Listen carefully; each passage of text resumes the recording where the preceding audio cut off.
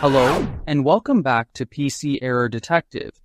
Today, I'm going to show you how to add Shortcut to Desktop in Windows 10, so you can quickly access your favorite apps without searching for them every time. Step 1. Click on the Start menu located at the bottom left corner of your screen.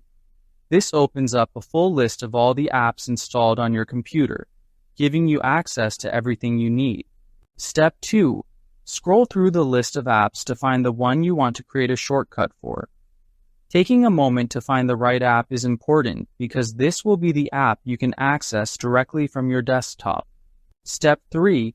Left-click on the app and hold down the mouse button, then drag it from the Start menu to your desktop.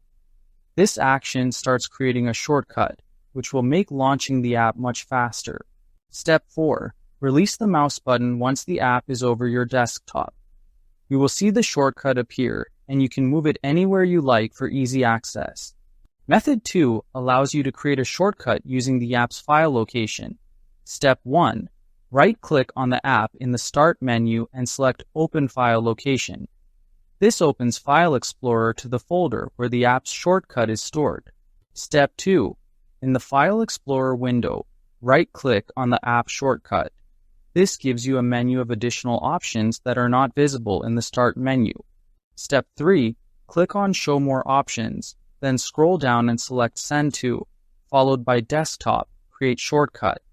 This will place a new shortcut on your desktop for easy access. Step 4. You can now see the shortcut on your desktop, and you can move it anywhere you prefer. Using this method ensures you always have a quick way to open your app without going through menus. Thank you for watching, and don't forget to subscribe to PC Error Detective for more helpful Windows tips.